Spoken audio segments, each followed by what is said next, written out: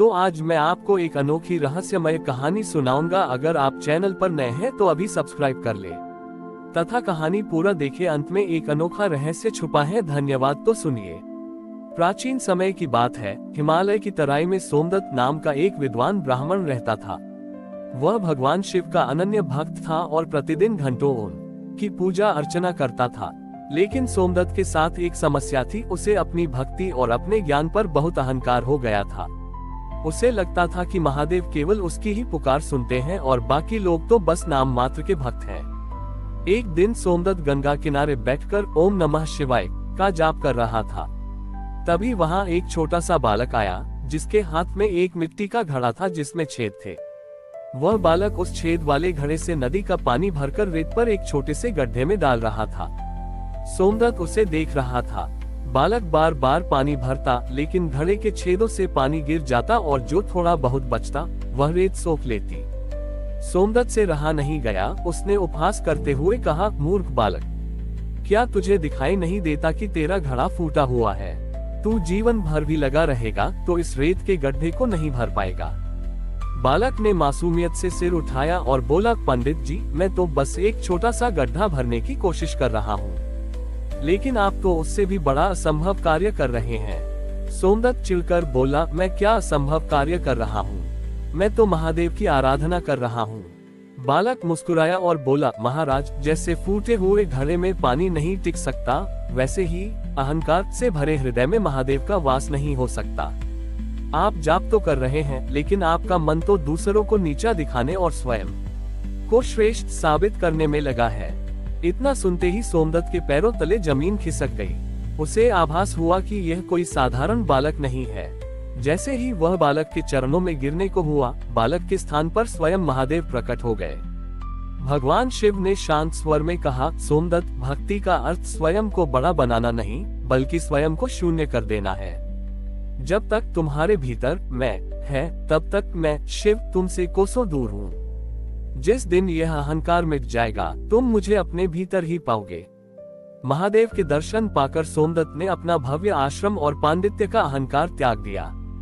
उसने साधारण वस्त्र धारण किए और एक सामान्य सेवक की तरह गांव-गांव घूमने लगा। अब वह पंडित सोमदत्त नहीं बल्कि केवल महादेव का दास था। चलते चलते वह एक ऐसे गांव पहुंचा जहां के लोग महामारी से त्रस्त थे।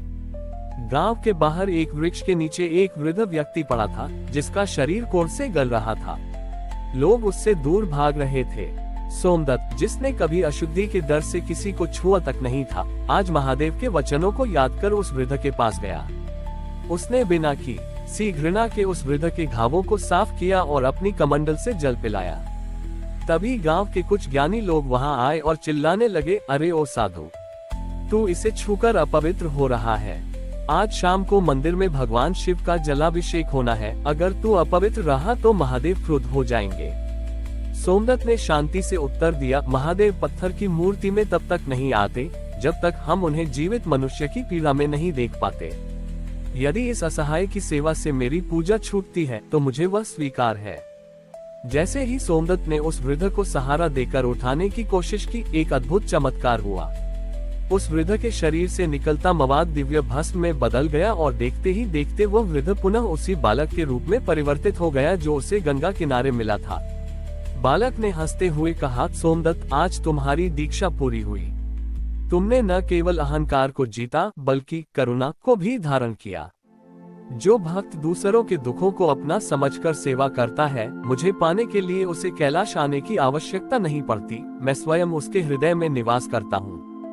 ज्ञान से अहंकार आ सकता है लेकिन सेवा और करुणा से ही ईश्वर की प्राप्ति होती है। महादेव केवल मंत्रों के भूखे नहीं, वे भाव के भूखे हैं। महादेव का आशीर्वाद पाकर सोमदत्त का मन पुनर्तः शांत हो चुका था। बालक रूपी शिव ने उसे एक विशेष निर्देश दिया, सोमदत्त, अब तुम दक्षिण की ओर जाओ, जहाँ एक सूखा हुआ पर्वत है, वहाँ तुम्हें मेरी प्रतीक्षा करनी है। सोमदत्त बिना किसी सवाल के दक्षिण की ओर चल पड़ा। कई दिनों की यात्रा के बाद वह एक ऐसे पर्वत पर पहुंचा जहां दूर दूर तक हरियाली का नामो निशान नहीं था। पक्षी प्यास से तड़प रहे थे और वहां के निवासी पानी की एक एक बूंद के लिए तरस रहे थे। सोमदत्त ने देखा कि पर्वत का इस शिखर पर एक प्राचीन शिव मंदिर है जो पूरी तरह जीर्ण शीर्ण हो चुका है। वहां के लोगों ने सोमदत्त को चेतावनी दी, साधु महाराज यहाँ मत रुकिए, ये स्थान शापित है, यहाँ सदियों से वर्षा नहीं हुई और जो भी यहाँ प्रार्थना करने आता है वह खाली हाथ लौट जाता है। सोमदत्त ने मुस्कुराकर कहा, जहाँ महादेव है वहाँ शाप कैसे टिक सकता है?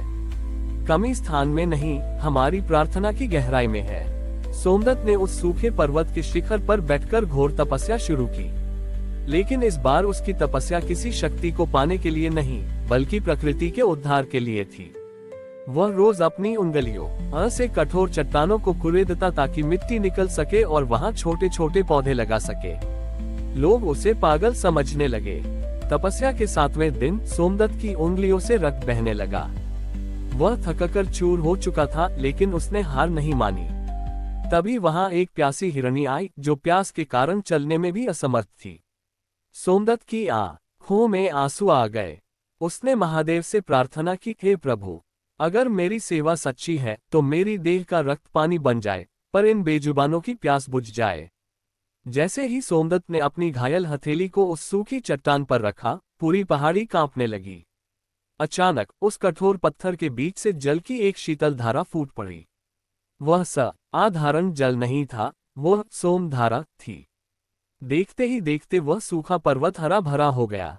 तभी आकाशवाणी हुई, ग्रेटर देन, हे सोमदत्त, जो भक्त अपनी पीड़ा भूलकर सृष्टि की पीड़ा के लिए रोता है, उसकी पुकार मैं कभी अनसुनी नहीं करता।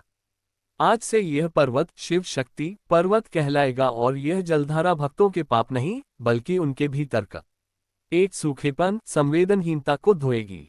Greater than. सोमदत्त अब समझ चुका था कि शिव की वास्तविक पूजा केवल मंदिर में जल चढ़ाना नहीं, बल्कि प्रकृति और उसके जीवों की रक्षा करना भी है।